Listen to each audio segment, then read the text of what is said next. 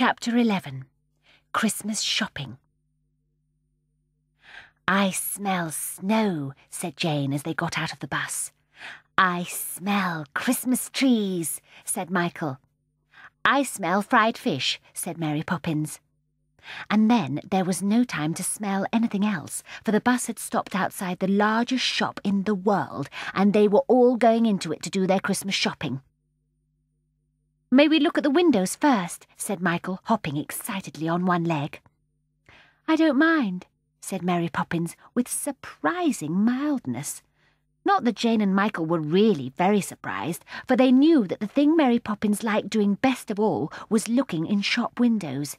They knew, too, that while they saw toys and books and holly boughs and plum cakes, Mary Poppins saw nothing but herself reflected there. "Look, aeroplanes," said Michael as they stopped before a window in which toy aeroplanes were careering through the air on wires. "And look there," said Jane, "two tiny black babies in one cradle. Are they chocolate, do you think, or china?" "Just look at you," said Mary Poppins to herself, particularly noticing how nice her new gloves with the fur tops looked. They were the first pair she had ever had, and she thought she would never grow tired of looking at them in the shop windows with her hands inside them. And having examined the reflection of the gloves, she went carefully over her whole person, coat, hat, scarf and shoes, with herself inside, and she thought that, on the whole, she had never seen anybody looking quite so smart and distinguished. But the winter afternoon she knew was short, and they had to be home by tea-time, so with a sigh she wrenched herself away from her glorious reflection. "Now we will go in," she said, and annoyed Jane and Michael very much by lingering at the haberdashery counter and taking great trouble over the choice of a reel of black cotton. "The toy department," Michael reminded her, "is in that direction." "I know, thank you, don't point," she said, and paid her bill with aggravating slowness. But at last they found themselves alongside Father Christmas, who went to the greatest trouble in helping them choose their presents.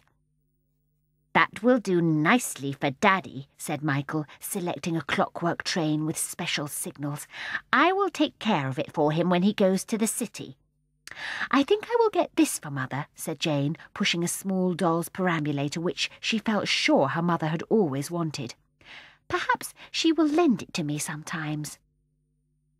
After that, Michael chose a packet of hairpins for each of the twins, and a Meccano set for his mother, a mechanical beetle for Robert's and I, a pair of spectacles for Ellen, whose eyesight was perfectly good, and some bootlaces for Mrs. Brill, who always wore slippers.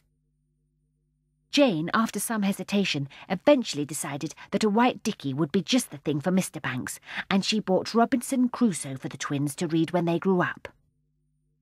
"Until they are old enough, I can read it myself," she said. "I'm sure they will lend it to me." Mary Poppins then had a great argument with Father Christmas over a cake of soap. "Why not Life Boy?" said Father Christmas, trying to be helpful and looking anxiously at Mary Poppins, for she was being rather snappy. "I prefer Vinolia," she said haughtily, and she bought a cake of that. "My goodness," she said, smoothing the fur on her right-hand glove. "I wouldn't half like a cup of tea." "Would you quarter like it, though?" asked Michael. "There is no call for you to be funny," said Mary Poppins, in such a voice that Michael felt that indeed there wasn't. "And it is time to go home." There!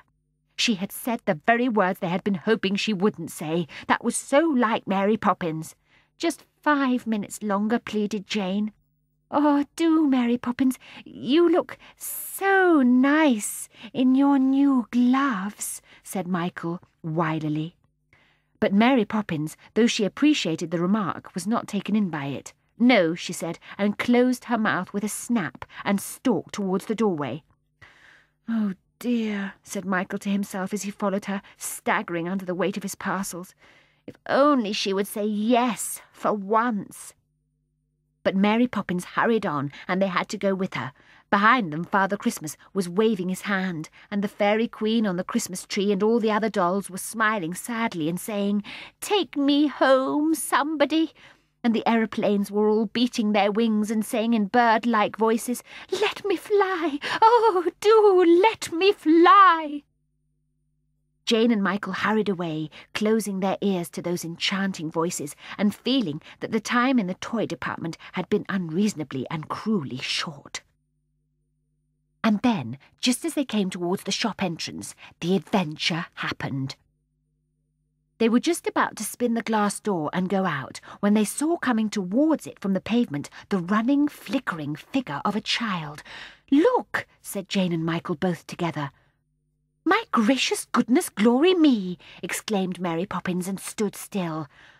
And well she might, for the child had practically no clothes on, only a light wispy strip of blue stuff that looked as though she had torn it from the sky to wrap round her naked body. It was evident that she did not know much about spinning doors, for she went round and round inside it, pushing it so that it should spin faster, and laughing as it caught her and sent her whirling round and round. Then suddenly, with a quick little movement, she freed herself, sprang away from it, and landed inside the shop. She paused on tiptoe, turning her head this way and that, as though she were looking for someone. Then, with a start of pleasure, she caught sight of Jane and Michael and Mary Poppins as they stood half hidden behind an enormous fir tree, and ran towards them joyously. "Ah, there you are! Thank you for waiting. I'm afraid I'm a little late," said the child, stretching out her bright arms to Jane and Michael. "Now," she cocked her head on one side, "aren't you glad to see me? Say yes! Say yes!" "Yes," said Jane, smiling, for nobody, she felt, could help being glad to see anyone so bright and happy. "But who are you?" she inquired curiously. "What is your name?" said Michael, gazing at her. "Who am I? What is my name? Don't say you don't know me. Oh, surely, surely!" The child seemed very surprised and a little disappointed. She turned suddenly to Mary Poppins and pointed her finger. "She knows me, don't you? I'm sure you know me." There was a curious look on Mary Poppins's face.